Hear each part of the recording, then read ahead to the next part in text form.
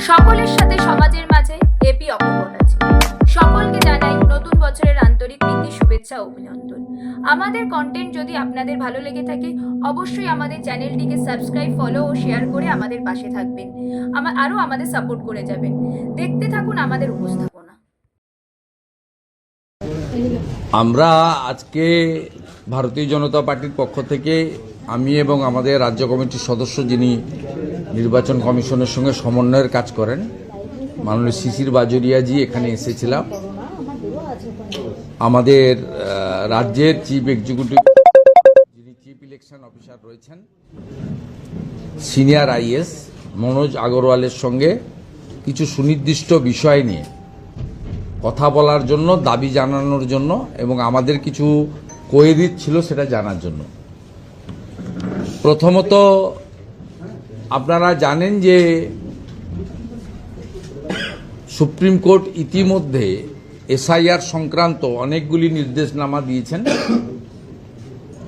এবং আজকেও কিছু নির্দেশ বা কিছু অর্ডারের মডিফিকেশন ইত্যাদি করেছেন। সেক্ষেত্রে আমরা এই সুপ্রিম কোর্টের পার্টটাতে এখানে যেতে চাই না। এ সম্পর্কে কোনো প্রশ্ন আপনাদের থাকলে আমরা নিশ্চয়ই উত্তর দেব যে আমরা কি চোখে সুপ্রিম কোর্টের আজকের যে কয়েকটি সিদ্ধান্ত নিয়ে ভাবছি বা দেখছি। আমরা সাধারণভাবে যেটা বলতে এখানে এসেছি, আমরা নদিয়া জেলার একটি অডিও জমা দিয়েছি, যে অডিওতে যেদিন ডকুমেন্ট আপলোডের শেষ দিন ছিল, তারপরে এডিএম নদিয়া গিয়ে কিভাবে হস্তক্ষেপ করেছেন, কিভাবে প্রভাবিত করেছেন, মূলত অবৈধ অনুপ্রবেশকারীদের নামকে অন্তর্ভুক্ত করার ক্ষেত্রে, সেটা আমরা ইতিমধ্যে ভারতীয় জনতা পার্টির পক্ষ থেকে আপনাদের কাছে সে অডিওটা পৌঁছে দিয়েছে। আমার মনে হয় না আর নতুন করে ওই অডিওটা শোনানোর জন্য, আপনারা ইতিমধ্যে পেয়েছেন। এবং মাননীয় শিশিরদা মিডিয়া গ্রুপে দরকার হলে দিয়ে দিচ্ছেন অডিওটা, আপনারা ওখান থেকে সম্পূর্ণ অডিওটা নিয়ে নেবেন। আমরা এই বিষয়ে বলেছি যে এই অডিওটা যদি সত্য হয়, ইলেকশন কমিশনের উচিত সেন্ট্রাল ফরেন্সিক ল্যাবে পাঠানো এবং যথোপযুক্ত ব্যবস্থা গ্রহণ করা নদিয়া জেলার এডিএম এবং ডিএম এর বিরুদ্ধে। দ্বিতীয়, আমরা বলেছি যে সুপার টাইম যেসব অফিসার ডিস্ট্রিক্ট ইলেকশন অফিসার হয়ে বসে আছেন, পূর্ব বর্ধমানের ক্ষেত্রে আয়েশা রানী, আমাদের কলকাতার ক্ষেত্রে, এর বাইরেও আরো কয়েকজন রয়েছেন যারা সুপার টাইম হয়ে বসে আছেন, ডিএম নর্থ 24 পরগনা, এদের নির্বাচন ঘোষণার আগে বা নির্বাচন ঘোষণার সাথে সাথে, এমসিসি চালু হওয়ার সাথে সাথে এদেরকে ডিইও থেকে চেঞ্জ করতে হবে। দ্বিতীয়, আমরা বলেছি যে বিষয়ে যে ইআরও 294টা বিধানসভা কেন্দ্রে যারা ইআরও আছেন, তাদের মধ্যে 225 জন ইআরও আছেন যারা ইলেকশন কমিশনের রুলস ভায়োলেশন করে ডাইরেক্ট ডাব্লিউবিসিএস, মানে ডাব্লিউবিসিএস এ এসডিও সমমর্যাদার অথবা আইএস, মূলত এসডিও সমমর্যাদার অ্যাজ পার ক্যাডার রুলস, সেই 225টা বিধানসভা কেন্দ্রে যেখানে অন্যভাবে ইআরও রাখা হয়েছে, সেই ইআরওর তালিকা নমিনেশন ফাইলিং এর আগে চেঞ্জ করতে হবে। কারণ নমিনেশন ফাইলিং শুরু হয়ে গেলে ইআরও আর চেঞ্জ হয় না, তারা কাউন্টিং পর্যন্ত দায়িত্ব থাকেন, সার্টিফিকেট ডিস্ট্রিবিউশন পর্যন্ত, declaration of the result and hand over to the certificate. এই বিষয়গুলোর উপরে আমরা বলেছি, এই বিষয়গুলো হচ্ছে জেনারেল বিষয়। এর সঙ্গে সুপ্রিম কোর্টের এসআইআর সংক্রান্ত যে হস্তক্ষেপ বা রায় বা মন্তব্য বা অ্যাডভাইস বা অবজারভেশনের কোনো সম্পর্ক নেই। এটা ইলেকশন কমিশনের সংবিধান প্রদত্ত অধিকারের মধ্যে পড়ে। এই জায়গাটা আমরা বলেছি। এরপরে আমরা আরেকটা বিষয় তুলে ধরেছি, যদিও সিও সেখানে অথরিটি ছিলেন না বা ইলেকশন কমিশন, কিন্তু গতকাল মাননীয় কলকাতা হাইকোর্টের প্রধান বিচারপতির অফিসে যে মিটিংটা হয়েছিল, সেখানে একজন রিটায়ার্ড এমপ্লয়ি যিনি কন্ট্রাকচুয়াল জব করছেন, মুখ্যমন্ত্রীর adviser mayor view cafe, mayor view cafe, নীল আকাশে মেঘের ভেলা, পুকুর পাড়ে সবুজ মেলা। Mayor view cafe, mayor view cafe, Lalpur, Ranjanpalli, চোরা পুকুর পাড়ে। Mayor view cafe, mayor view cafe, নির্মল সূর্যালোকে পাখিদের ডাকে সবুজ পরিবেশে। Mayor view cafe, mayor view cafe, home ডেলিভারির সুব্যবস্থা আছে। Mayor view cafe. 1968 সাল থেকে স্বচ্ছ দৃষ্টিবাণী মডার্ন অপটিক্স চাকদহ। প্রতিদিন চোখের অভিজ্ঞ ডাক্তারবাবু এবং দৃষ্টি বিশেষজ্ঞদের পরামর্শ পেতে আজই ফোন করুন 9046326221 নম্বরে। চাকদাহ বাসস্ট্যান্ড, জ্যোতি মার্কেটের বিপরীতে। অর্শ রোগের ধন্বন্তরী চিকিৎসা। আজই আসুন RM চোখ অ্যান্ড আয়ুর হেলথ কেয়ার। সম্পূর্ণ সুচিকিৎসার জন্য আজই আসুন। মন্ত্রীর অ্যাডভাইসার হিসেবে x chief secretary Manoj Pant যান কি করে? ইতিমধ্যে ভারতীয় জনতা পার্টির বরিষ্ঠ নেতা কেন্দ্রের রাষ্ট্রমন্ত্রী ডক্টর সুকান্ত মজুমদার আপনাদের মাধ্যমে দাবি করেছেন যে মনোজ পন্থকে কেন গ্রেফতার নয়। আমি ওই বিষয়ে আমরা সিওকে বলেছি যে আপনি সিইসিকে ইনফর্ম করুন, যেখানে চিফ সেক্রেটারি ছিলেন সেখানে মনোজ পন্থ কে হরিদাস পাল, তিনি কেন গতকাল কলকাতা হাইকোর্টের এই মিটিংয়ে ঢুকেছেন বা হস্তক্ষেপ করেছেন। এই বিষয়ে আমরা যথেষ্ট উদ্বেগ প্রকাশ করেছি, কারণ সুপ্রিম কোর্ট কাদের নিয়ে honourable chief justice Kolkata high court সমগ্র প্রক্রিয়াটি স্টেট লেভেলে করবেন তার গাইডলাইন সুপ্রিম কোর্ট দিয়ে দিয়েছিলেন। সেখানে কিন্তু কোনো রিটায়ার্ড লোক বা এইরকম কন্ট্রাকচুয়াল রাজ্য সরকারের অ্যাডভাইসার কাম এমপ্লয়ি থাকতে পারেন না, কারণ আজকে মনোজ পন্থের কোনো লোকাস স্ট্যান্ডি সে অর্থে সরকারের নেই। এইটা আমরা গুরুতর অভিযোগের মধ্যে এইটা এনেছি। এর বিরুদ্ধে ব্যবস্থা যদি গ্রহণ না করেন আমরাও সিইসির দৃষ্টি আকর্ষণ করব এবং প্রয়োজন হলে আমরা এটা নিয়েও উচ্চতর আদালতে দৃষ্টি আকর্ষণ করব। আমরা অ্যাকশনের অপেক্ষায় আছি। সিও এখানে অ্যাকশন নিতে পারবেন না, কিন্তু থ্রু সিইসি এইটা পয়েন্ট আউট করার দরকার রয়েছে। যারা জুডিশিয়ারির পক্ষ থেকে বা হায়ার জুডিশিয়ারির পক্ষ থেকে ইলেকশন কমিশনের সঙ্গে যারা দায়িত্বপ্রাপ্ত, যাদের দায়িত্ব দিয়েছে সুপ্রিম কোর্ট, তাদেরকে এই বিষয়ে ব্যবস্থা গ্রহণ এবং যত্নবান হওয়ার জন্য আমরা অনুরোধ করেছি।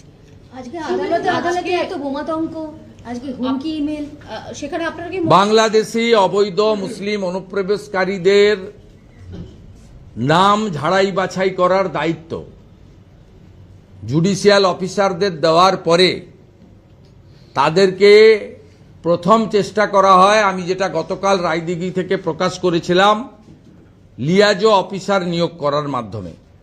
লিয়াজো অফিসার তো নিয়োগ করার কোনো প্রভিশন নেই।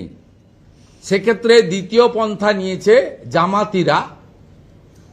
তারা এই বোমাতঙ্কের জন্য আমি মনে করি বাংলাদেশি জঙ্গি আউটফিটরা এর সঙ্গে যুক্ত, এবং তাদের পশ্চিমবঙ্গে যারা জামাতি মাইন্ডেড, যারা বাংলাদেশি মুসলিম অবৈধ অনুপ্রবেশকারীদের নাম ভোটার তালিকায় রাখতে চান, তাদেরও মদত থাকতে পারে। এই বিষয়ে এনআইএকে এই বিষয়ে তদন্ত করে দেখা উচিত। শুধুমাত্র কলকাতা পুলিশ বা পশ্চিমবঙ্গ পুলিশ তথা মমতা পুলিশকে দিয়ে এই তদন্ত করলে হবে না। কেন্দ্রীয় বাহিনী আসতে চলেছে, পুলিশ যদি নিরপেক্ষ না হয় তাহলে কি কোনো রকম ভাবে পুলিশ কোনোভাবেই নিরপেক্ষ নয়। পুলিশ যা যা প্রত্যেক দিন করছে তার খণ্ডচিত্র, উচ্চ মাধ্যমিক পরীক্ষা চলছে, গোটা রাজ্যে 163 ধারা আছে। এর আগের দিনও অসভ্যতামি দেখেছেন, আজকেও 12-14 জন 15 জনকে লোক নিয়ে সিও অফিসের সামনে আমরা মাত্র 2টি প্রাণী এখানে এসেছিলাম, তার মধ্যে একজন এলওপি, একজন সিনিয়র পলিটিশিয়ান। আমাদের সঙ্গে সামনে যেটা করেছে আপনারা দেখেছেন। এটা তো পুলিশ দাঁড়িয়ে দাঁড়িয়ে এদেরকে এনকারেজ করছে, এদেরকে মাইক ব্যবহার করতে দিচ্ছে, এদের জমায়েত করতে দিচ্ছে। তাই এইখানে যদি রাজভবনের কাছে, অ্যাসেম্বলির কাছে, সিও অফিসের সামনে যদি এই অবস্থা হয়, তাহলে তো ক্যানিং, ভাগড়ে, শীতলকুচি, সিতাইতে, বসিরহাটে, সন্দেশখালীতে কি অবস্থা সহজেই অনুমেয়। তাহলে এই পরিস্থিতিতে কি বিধানসভা নির্বাচন শান্তিপূর্ণ হতে পারে? করানোর চেষ্টা করতে হবে। বিজেপি তো লড়ছে, বিজেপি তো অন্য লোকেদের মতো হাল ছেড়ে দিয়ে, মাঠ ছেড়ে দিয়ে যায়নি। আমরা এদেরকে সরাবই। এর থেকেও খারাপ অবস্থা একটা সময় উত্তরপ্রদেশ, বিহারে ছিল, তার পরিবর্তন হয়েছে, সময় লেগেছে। এখানেও নরেন্দ্র মোদীজি বলে গেছেন তার দীর্ঘ রাজনৈতিক অভিজ্ঞতার ভিত্তিতে, বিহারে ছিল জঙ্গলরাজ, এখানে চলছে মহাজঙ্গলরাজ। প্রতিবাদের ভাষা হিসেবে আপনাকে জুতো দেখাচ্ছে, জুতো ছুড়ছে, কি বলবেন? না না, এগুলো এদের ক্ষমতা হারানোর আতঙ্ক, এবং এদের বিরোধী দলনেতা যে সঠিক জায়গায় আছে, এই তৃণমূলের যে আর্তনাদ, তৃণমূলের যে নোংরামি, এটা দেখছেন। এই অফিসটা তো আর বেশি দিন থাকবে না। ভারত সরকার শিপিং কর্পোরেশনে অফিস দিয়ে দিয়েছে। আমরা সেটাও সিওকে জানতে চাইলাম যে আপনার অফিসের সামনে নির্মল অবস্থা কবে ফিরবে। উনি বললেন 2-1 দিনের মধ্যেই আমরা শিফটিং করে নেব, ভারত সরকারের দেওয়া অফিস আমার প্রস্তুত হয়ে গেছে। এই কারণেই তো শুধু আমাকে কেন্দ্রীয় নিরাপত্তা দেয়নি, সিওকে কেন্দ্রীয় নিরাপত্তা বাহিনী দিতে হয়েছে।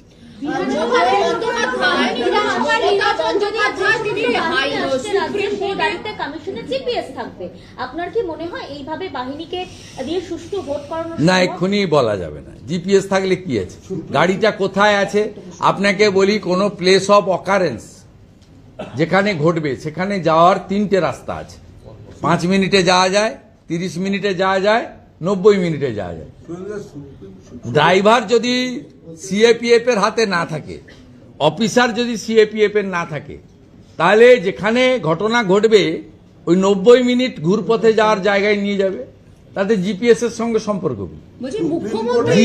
জিপিএস এ কিছু হবে না। গাড়ির ড্রাইভারটা নিরপেক্ষ হতে হবে, আর ওই বাহিনীর যে লিড করবেন সেই গাড়িতে কোনো এসআই বা এএসআই কে তোলা যাবে না মমতা পুলিশের, তাহলেই সবকিছু ঠিকঠাক হবে। কিন্তু এবারে ছাড়ার কোনো সিন নেই। আমরা এইসব কারোর উপর নির্ভর করে করব না। এই নির্বাচন রাষ্ট্রবাদী সনাতন সংস্কৃতিতে বিশ্বাস করা বাঙালি হিন্দুদের এবং আদিবাসীদের কার্যত শেষ নির্বাচন।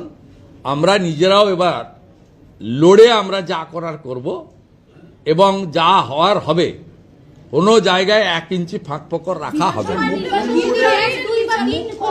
বিধানসভা নির্বাচন যদি 1, 2 বা 3 পর্বে হয়, তাহলে কি সেটা বিজেপির পক্ষে অ্যাডভান্টেজ হতে পারে? যদি বলছেন কেন, আগে নির্ঘণ্ট প্রকাশক মন্তব্য করব। মুখ্যমন্ত্রী সুপ্রিম কোর্টে নিজে চলে গেলেন, মুখ্যমন্ত্রী নিজে সুপ্রিম কোর্টে চলে গেলেন, তারপর এসআইআর নিয়ে একাধিকভাবে বিভিন্ন দাবি প্রকাশ করছেন। এতে তো কি আলটিমেটলি জটিলতা বাড়ছে এবং সাধারণ মানুষের ভোগান্তি বাড়ল? জটিলতার দায় মুখ্যমন্ত্রী। আজকে বিতর্কিত বা সন্দেহজনক ভোটারদের বাদ দিয়ে চূড়ান্ত ভোটার তালিকা 28 তারিখ বেরোবে। এই চূড়ান্ত ভোটার তালিকা হয়তো আরো 5 দিন সময় দিয়ে ইলেকশন কমিশনই বের করত, সব নিষ্পত্তি করে। যাদের নাম 28 তারিখের তালিকায় থাকবে না, তার জন্য দায়ী মমতা ব্যানার্জি। কান খুলে শুনে রাখুন, কারণ এটাই চূড়ান্ত ভোটার তালিকা। সাপ্লিমেন্টারি তালিকা তখনই চূড়ান্ত হবে যখন আরপি অ্যাক্ট অনুযায়ী তথ্য কাগজপত্র বিতর্কিত বা সন্দেহজনক ভোটাররা স্যাটিসফাইড করতে পারবে। এখানে কোনো ব্যক্তির হাতে, তিনি জুডিশিয়াল থেকেই আসুন আর যেখান থেকে ইলেকশন কমিশনের হোক আর যারই হোক, এখানে পেপারস তথ্য কথা বলবে। এবং এতে আজকে তৃণমূল কংগ্রেস পরপর দুটো রায়তেই সুপ্রিম কোর্টের, এবং তৃণমূল কংগ্রেস খুব সন্তোষ প্রকাশ করেছে। আজকেও তৃণমূল কংগ্রেসের প্রেস নোটে সন্তোষ প্রকাশ করেছে। তাই তৃণমূল কংগ্রেস আশা করব 28 তারিখের পরে বা সাপ্লিমেন্ট তালিকা বেরোনোর পরে বা না বেরোনোর জন্য তখনও সন্তোষ প্রকাশ করে ভোটার তালিকাকে ওয়েলকাম করে ভোটে যাবেন আপনারা। কারণ অন রেকর্ড আপনারা খুশি প্রকাশ করেছেন, যদিও আমরা জানি আপনাদের নিচের তলার কর্মী সমর্থকরা, র্যাঙ্ক অ্যান্ড ফাইলরা, তারা যে হতাশায় ভুগছে, সেই হতাশা কাটানোর জন্য আপনারা এই আর্টিফিশিয়াল আইপ্যাকের তৈরি করে দেওয়া বিবৃতিটা প্রেসে এনেছেন।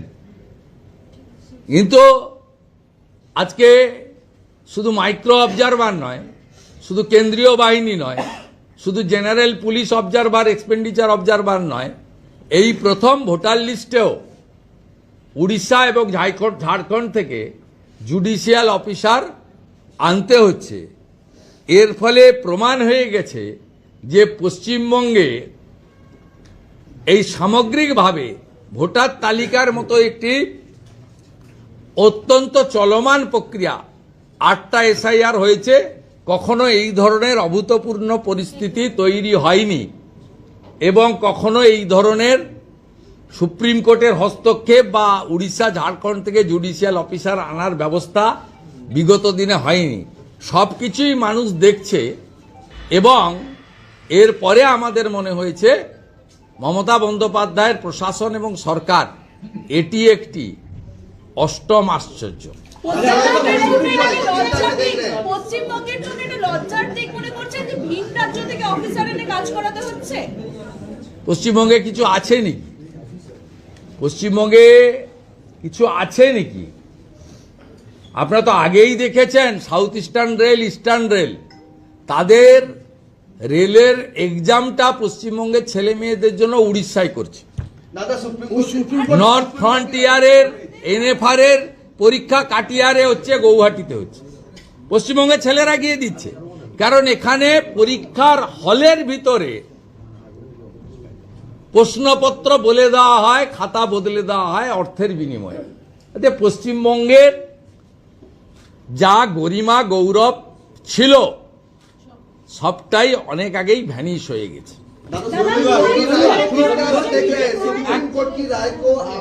ও বাংলা খতম, শেষ বাংলা। ওয়েলফেয়ারের যে মিটিং, সেই মিটিংয়ে ইতিমধ্যে পুলিশকে বলা হয়েছে ব্যালট চুরি করার কথা, এবং পুলিশ যারা নিচুতলা পুলিশ কর্মীরা রয়েছে তারা এই মুহূর্তে বিদ্রোহ ঘোষণা করছে, তারা ডিএ মুখী হওয়ার কথা বলছেন। সেই কি বলবেন? ভোট দিতে দিলে পুলিশ, সরকারি কর্মচারী, বেকার যুবক যুবতী শতকরা 90% তৃণমূল কংগ্রেসের বিরুদ্ধে ভোট দেবে এবং বিজেপিকে ভোট দেবে।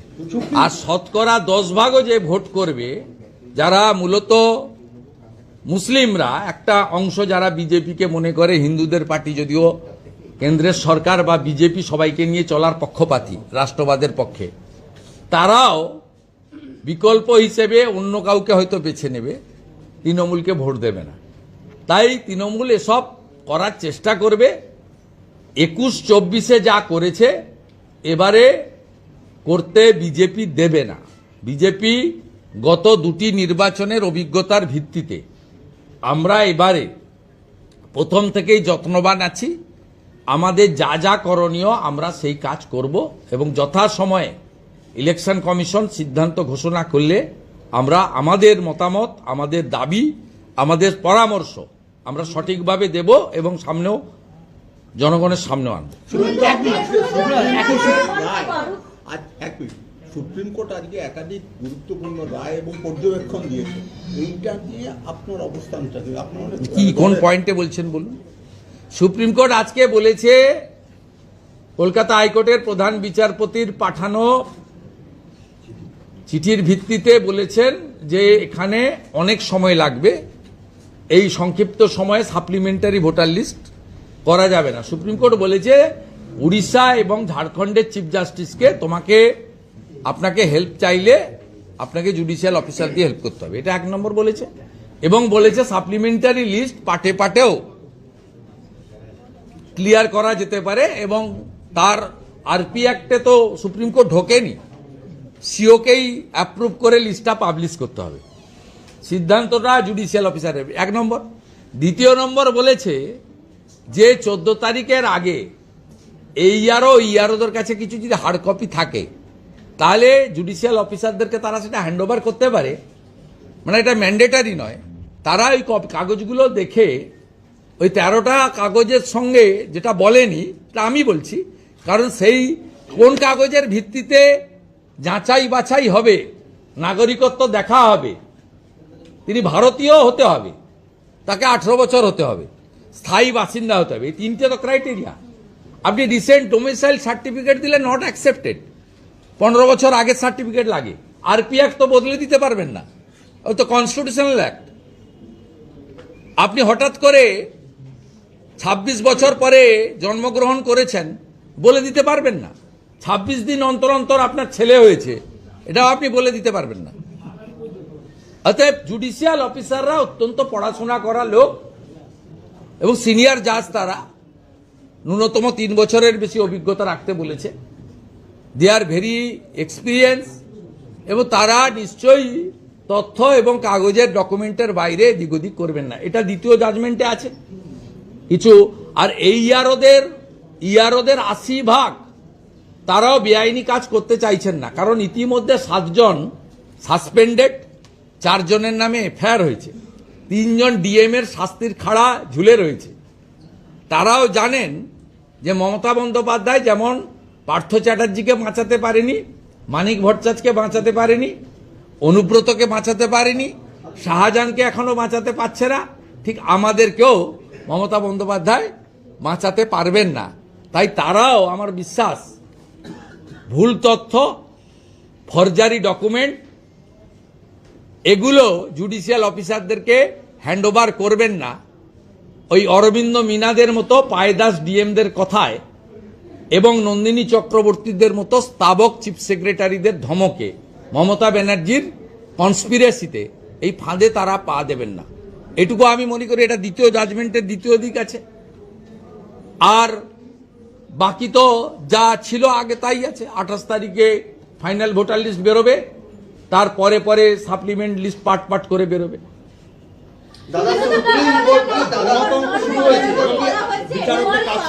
আমি আগেও বলেছি, এখনো বলছি, আজকে সমস্ত কোর্টগুলোতে আতঙ্কিত করার পিছনে বাংলাদেশি জামাতিরা থাকতে পারে, তদন্ত হওয়া দরকার। কলকাতা জঙ্গি ধরা পড়েছে শুভেন্দু দা, এবং এটা তো জঙ্গিদের হাব, এটা নিয়ে অস্বীকার করার উপায় নেই, নতুন নয়, ইটস নট নিউ। এই সরকারকে সরাতে হবে, নইলে সকলেরই জীবন বিপন্ন হবে। বলুন হিন্দি। না না না আর না না আর না অনন্ত না অনন্তকাল হবে না। বলুন, বলিয়ে বলিয়ে বলিয়ে বলিয়ে। सुप्रीम कोर्ट की आज की राय के बाद टीएमसी का कहना है ये उनकी जीत है। ठीक है, जीत है तो खुशी मनाना चाहिए बहुत जोर से, और सप्लीमेंटरी लिस्ट में भी जो आएगा उसको स्वीकार कर लेना चाहिए, और जो फाइनल लिस्ट आएगा उसका बाद जिस लोग का नाम नहीं रहेगा उसका रिस्पॉन्सिबिलिटी ममता बनर्जी को लेना चाहिए। चीफ जस्टिस लिख रहे हैं चिट्ठी में कि 250 केस भी एक दिन हो तो 80 दिन लगेगा। उसमें तो उस चिट्ठी का जिक्र सुप्रीम कोर्ट का ऑनरेबल चीफ जस्टिस का बेंच कर दिया। उसके ऊपर उन्होंने उड़ीसा झारखंड से जुडिशियल ऑफिसर जजेस लेने के लिए एडवाइस भी, डायरेक्शन भी दे दिया, वो मैटर क्लोज हो गया। सुप्रीम कोर्ट के आदेश के बाद भी कमीशन के बाहर विरोध दिखा रहे हैं, जो टीएमसी सपोर्टेड जो बीएलओ मंच, ये करने दीजिए, पुलिस कर रहा है आपको भी दिखा रहे हैं ना, मुझे नहीं तो दिल्ली कर रहा है, मैं तो वहां था, पुलिस ने बता दिया एलओपी आ रहा है, शिशिर बजोरिया जी आ रहा है, आ गया सामने। और उनका पार्टी का जो कल्चर है उसका जो फिल्दी लैंग्वेज, एब्यूसिव लैंग्वेज बोलना उनका पार्टी का कल्चर है, वो कल्चर ही वो दिखाया। ये लोग कैसे बीएलए हो सकता, कैसे टीचर हो सकता, जिस तरीके से भाषा का प्रयोग कर रहा है, ये तो सब देख रहा है। टीएमसी का ये अपने खुद कल्चर है, ये टीएमसी का कल्चर है, ममता जी का कल्चर है। ये गाली देना, प्रधानमंत्री को गाली देता है, चीफ इलेक्शन कमीशन को गाली देता है, कलकत्ता हाईकोर्ट का जज का घर में जाकर पोस्टर सीटा लगाना, हाईकोर्ट का जज का इजलास में घुस के उसका कार्रवाई को पूरा बंद कर देना, तोड़फोड़ करना, सब लोग तो देखा। जो आपका मीडिया पर्सन है उनको भी पीटता है ये लोग। जो आप लोग ज्यादा टीएमसी को फेवर करता है, न्यूज में झूठा बात भी दिखाता है टीएमसी का पक्ष में, उनको भी कुछ दिन पहले बेलडंगा में अच्छा करके सबक सिखा दिया। लेडीज रिपोर्टर को भी नहीं छोड़ा। ये तो टीएमसी का कल्चर है, घटिया कल्चर। ये बंगाली कल्चर नहीं है, ये रविंद्रनाथ ठाकुर जी का कल्चर बंगाल का नहीं है, ये विद्यासागर का कल्चर नहीं है।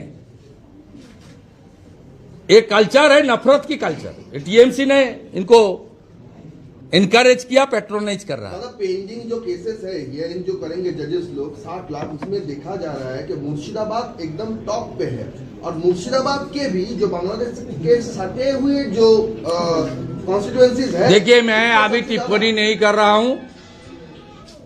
इलेक्शन कमीशन कोशिश कर रहा था फाइनल वोटर लिस्ट में सब डिस्पोज अप करके, लॉजिस्टिकल डिस्पेंसरी से लेकर हमारी जो अनमैप्ड है सब मिला के ठीक ठाक करके 28 तारीख एक रोल पब्लिकेशन के लिए।